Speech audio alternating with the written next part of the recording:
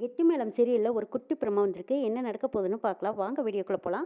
சிவராமன், சேது, ரவி இவங்க 3 பேருமே போய் மகேஷை பத்தி எல்லாம் விசாரிச்சுட்டு வந்ததுக்கு அப்புறமா வீட்ல எல்லாரும் சுத்தி கொண்டு அஞ்சலி கிட்ட பேசுறாங்க. அஞ்சலி, மகேஷ் சார் பத்தி நாங்க எல்லாருமே விசாரிச்சு பார்த்துட்டோம். பார்த்த வரைக்கும் அவரை எல்லாருமே பரவாயில்லைன்னு தான் சொல்றாங்க. நாங்க கூட எங்க கண்ணால பார்த்தோமே, பார்த்தவங்க எல்லாருமே பாராட்டுறாங்க, வாழ்த்துறாங்க. இவ்வளவு சின்ன வயசுலயே நல்ல பேரு, புகழ், பணம், சம்பாத்தியம், பாக்குறவங்க கிட்ட மதிப்பு, மரியாதை எல்லாமே சம்பாதிச்சிருக்காரு. நான் ஃபாதர் கிட்ட விசாரிச்ச அந்த ஆசிரமத்துக்கு இவரோட உதவித்தொகை வேண்டிய அளவு போய்கிட்டே இருக்காம. இவரோட ஆதரவுல இன்னும் பள்ளிக்கூடம், ஆசிரமம் இன்னும் எவ்வளவோ சொல்லிக்க பத்தாத அளவுக்கு இருக்கு. வசதி வாய்ப்பு ஒரு பக்கம் இருந்தாலும் நல்ல பேரும் குணமும் இருந்திருக்கு. யாரும் இல்லாத, ஆதரவு இல்லாத வளர்ந்ததுனால இவர் யாரிடமும் பாசமா இருக்காரு. அவர் நடந்துக்கிற விதம், மரியாதை இது எல்லாமே எங்களுக்கு பிடிச்சிருக்கு. அஞ்சலி, உனக்கும் பிடிச்சிருந்தா இந்த கல்யாணத்துக்கு நம்ம சம்மதிக்கலாங்கிறாங்க சேதுராமன். எங்க எல்லாத்துக்கும் பிடிச்சிருக்கு, உன்னோட விருப்பத்தை சொன்னீங்கன்னா போதும்னு கேட்கும்போது சிரிக்கிறாங்க. வெக்கப்பட்டு சிரிக்கிறத பார்த்த துளசி, என்ன மௌனம் சம்மதத்துக்கு அறிகுறி தானே, அப்ப உனக்கு பிடிச்சிருக்கா அப்படின்னு கேட்கும்போது சிரிக்கிறாங்க அஞ்சலி. அவளுக்கு பிடிச்சிருக்கு, தாராளமா நீங்க மகேஷ் கிட்ட பேசலாங்கிறாங்க துளசி. அஞ்சலி வெக்கப்பட்டு சிரிச்சுக்கிட்டே வீட்டுக்குள்ள போயிடுறாங்க. அப்பாடா, எப்படியோ இந்த கல்யாணத்தை சிறப்பா நடத்திடலாம் அப்படின்னு சேதுராமன் சந்தோஷப்படுறாங்க. அதான் அஞ்சலி சரின்னு சம்மதிச்சிட்டால, இப்பவே உடனே மகேஷ் சார் கிட்ட நீங்க பேசிருங்கிறாங்க லட்சுமிமா. சேதுராமன் மகேஷ்க்கு போன் பண்ணி, உங்களையும் எங்களுக்கு பிடிச்சிருக்கு, அஞ்சலிக்கு உங்களை பிடிச்சிருக்கு அப்படின்னு சொன்னதுமே மகேஷ் அங்க கேட்டதும் துள்ளி குதிக்கிறாரு. மகேஷ் சார், உங்களுக்கு எப்ப சௌகரியப்படுதோ அப்பவே நிச்சயத்தையும் கல்யாணத்தையும் வச்சுக்கலான்னு சேதுராமன் கேட்கறாங்க.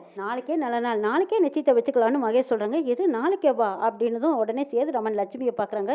நாளைக்கே வச்சுக்கலான்னு சொல்றாரு, என்ன செய்யலாங்கிறாங்க.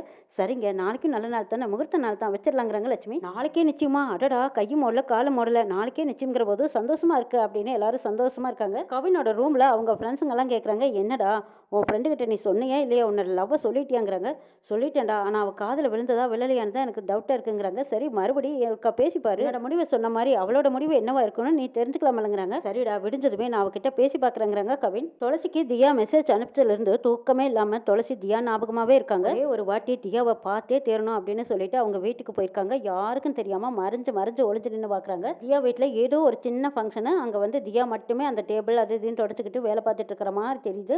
அந்த பார்ட்டியில ஒரு டேபிள்ல ஏதோ சாப்பிட்ற ஐட்டம் வச்சிருக்காங்க. அதை தியா பார்த்ததுமே அதை சாப்பிடலான்னு போய் ஆசையா போய் உட்காந்து சாப்பிட்டுட்டு இருக்கா. பசியில அள்ளி அள்ளி சாப்பிட்டுட்டு இருக்கிறத அந்த பக்கமா பார்த்த ஜெகன் தியாவை கூப்பிடுறாங்க. சாப்பிட்டுட்டு இருக்கும்போது ஜெகன் கூப்பிட்டது காதுல விழல. என்னடி நான் பாட்டு கூப்பிட்டுட்டே இருக்கேன், நீ பாட்டுக்கு என்ன சாப்பிட்டுட்டு இருக்க, உனக்கு யார் சாப்பாடு கொடுத்தது, இவ்வளவு வேலைகள் இருக்கு, வேலைகளை செய்யாம சாப்பிட்டுட்டு இருக்கிறியா, வாடி இங்க அப்படின்னு சொல்லி தரன்னு பிடிச்சு எடுத்துக்கிட்டு வராங்க. மாமா மாமா என்னை விட்டுருங்க மாமா, எனக்கு ரொம்ப பசியா இருக்கு, நான் கொஞ்சோண்டு சாப்பிட்டுக்கிறேன் அப்படின்னு கெஞ்சி கேட்கறா. தியா, விடுங்க, என்ன பண்ணிட்டு இருக்கீங்க, இவ்வளவு பேர் மத்தியில குழந்தைய போய் இப்படி திட்டுறீங்கன்னு மோனிகா போய் கேட்கறாங்க. மோனிகா, அவன் செய்யறது சரிதான், பிள்ளைன்னா இப்படி தாண்டி அடிச்சு திருத்தி வளர்த்தணும், இவ்வளவு பேர் இருக்கும்போது சாப்பிட்டு தட்டுல போய் எச்ச சாப்பாடு சாப்பிட்டுட்டு இருக்கா பாரு, இதெல்லாம் நம்ம சொல்லி திருத்துறது இல்லையா அப்படின்னு மோனிகா வாதிட்டுறாங்க அவங்க மாமியார். மாமா மாமா எனக்கு பசிக்குது, கொஞ்சோண்டு சாப்பிட்டுக்கிறேன்னு கெஞ்சிக்கிட்டு காலை பிடிச்சு கெஞ்சரா. அடிச்சு போ அப்படின்னு சொல்லி காலை தட்டி விட்டதும் தியா பாப்பா தண்ணிக்குள்ள விழுந்துடுறாங்க. காப்பாத்துங்க காப்பாத்துங்கன்னு தியா பாப்பா தண்ணிக்குள்ள குதிச்சிட்டு இருக்கும்போது அந்த பக்கமா துளசி வந்து பாத்துறாங்க. மாடி தியா அப்படின்னு சொல்லி தானும் குதிச்சிடுறாங்க. குதிச்சதும் தியாவை எடுத்து காப்பாத்திக்கிறாங்க. வந்தவங்க எல்லாருமே கூட்டம் கூடிடுறாங்க. அங்க தியாவை மேல தூக்கிட்டு வராங்க. துளசி, உனி யாரடி இங்க வர சொன்னான்னு கேக்குறாங்க ஜெகன். அடிச்சு, நீ எல்லாம் ஒரு மனுஷனா, குழந்தை கிட்ட போய் வேலை வாங்கிட்டு இருக்கீங்க, கொஞ்சம் கூட மனிதாபிமானமே இல்லாம குழந்தை கிட்ட போய் வேலை வாங்கிட்டு இருக்கீங்க,